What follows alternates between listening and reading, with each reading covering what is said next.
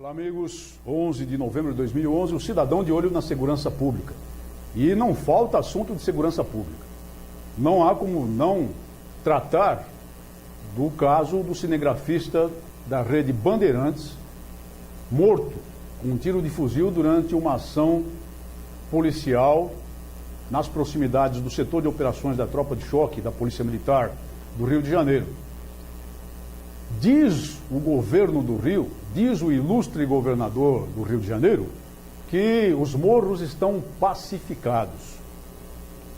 É vendida ao Brasil a imagem de um Rio de Janeiro que já não tem mais que se preocupar tanto com a segurança pública. No entanto, nós sabemos, e foi divulgado há pouco tempo, com minúcias, que as próprias estatísticas criminais, no crime de maior gravidade que se pode considerar, que é o homicídio doloso, são grotescamente manipuladas naquele Estado.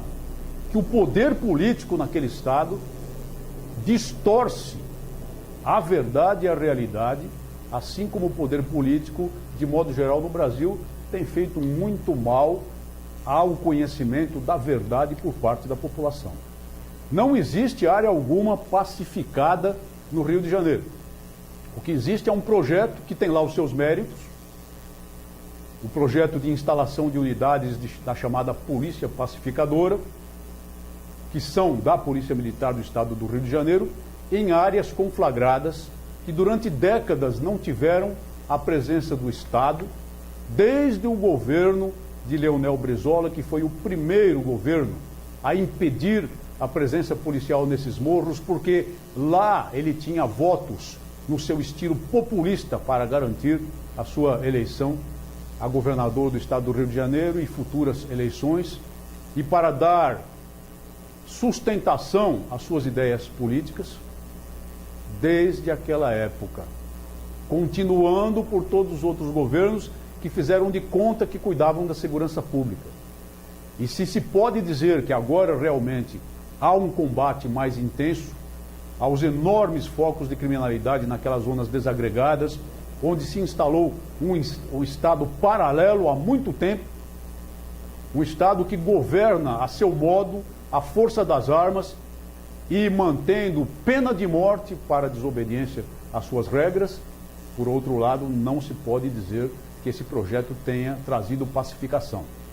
Basta verificar que em várias áreas dessas, onde existem unidades de polícia pacificadora, a atividade criminosa permanece, os confrontos entre a polícia militar e o tráfico permanecem.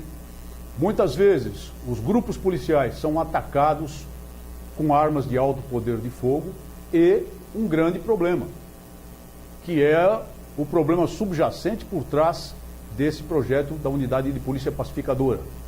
Há uma tolerância com o tráfico de drogas, desde que esse tráfico se faça maciamente, digamos assim, se faça sem a exibição de armas, se faça sem a exibição da violência desabrida que sempre caracterizou esse segmento do crime organizado.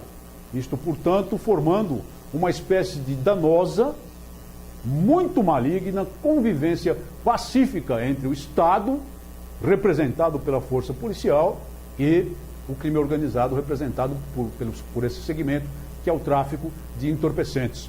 E enquanto isso, demora o Estado do Rio de Janeiro a se fazer presente com os outros segmentos do Estado, de modo decisivo e amplo, para afastar a influência dos criminosos. Os outros segmentos, as outras áreas de atuação do Estado, a educação, a saúde, o apoio às populações carentes dessas áreas, que tiveram as suas necessidades básicas, vamos dizer assim, durante muito tempo, supridas pelos chefões do tráfico, substituindo o Estado. O projeto de UPP, Unidades de Polícia Pacificadora, não pode prosperar só com a polícia, não há como.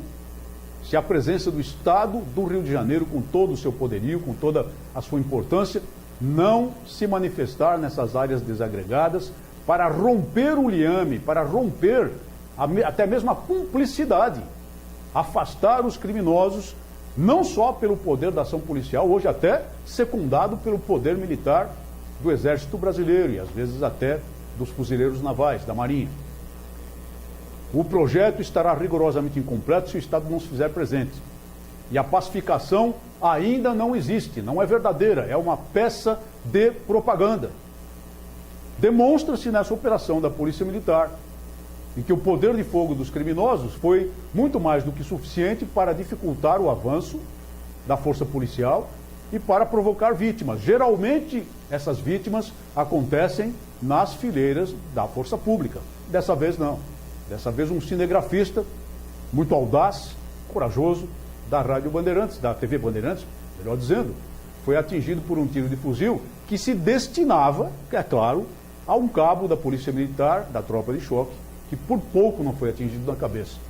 A bala que se destinava à cabeça desse policial militar acabou atingindo fatalmente o cinegrafista. Algumas pessoas foram presas, pode ser que a responsabilidade por esse homicídio seja individualizada. Mas é preciso que a população entenda a empulhação da propaganda governamental. Não aceite a empulhação da propaganda governamental e exija das autoridades a continuidade do processo de retomada das áreas desagregadas e de enfraquecimento do crime organizado. Será que é tão difícil assim fazê-lo? Quando nós imaginamos um complexo desagregado, um complexo de favelas como o da Rocinha, simplesmente gigantesco, pode parecer impossível. No entanto, o simples cerco a todos os acessos desse tipo de áreas desagregadas deveria ter sido feito há muito tempo com o propósito de sufocar o tráfico. Como é que se sufoca o tráfico se ele mantém a sua base de distribuição exatamente nos morros, como é sabido? É muito simples. É só cortar o liame entre aquele que fornece, que está encastelado nos morros, armado até os dentes, e aquele que vai buscar o pó. Esse que vai buscar o pó é um cidadão comum do Rio de Janeiro. É uma pessoa que não tem antecedentes criminais. É uma pessoa que nem milita nas organizações criminosas, mas quer a droga. Hedonisticamente permanece ligada ao consumo de entorpecentes, alegando que não se trata de vício, que pode utilizar socialmente a droga e, na verdade, lutando e trabalhando pela legalização da droga nesses grandes movimentos, como marcha de maconha, muitas vezes patrocinados por figurões do governo.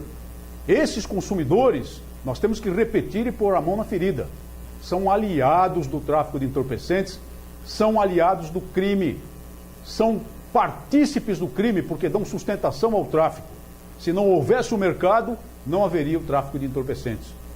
E, portanto, essa gente não é aliada do poder público, essa gente não está ao lado da lei. Essa gente, esses consumidores hedonistas irresponsáveis, estão ao lado do crime.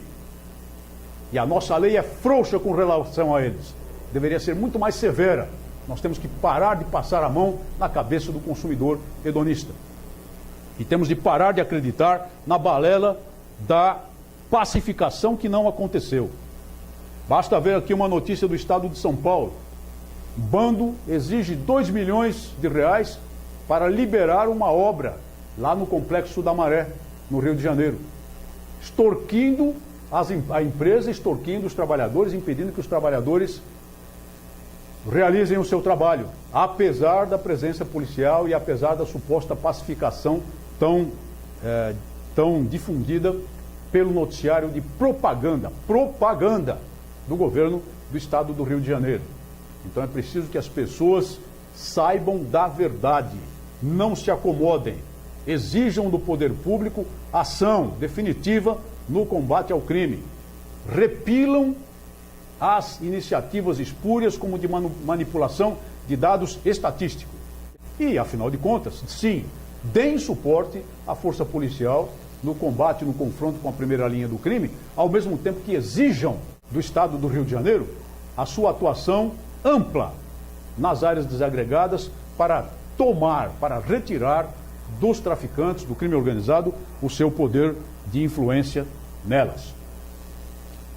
Muito obrigado por sua atenção e até o próximo programa.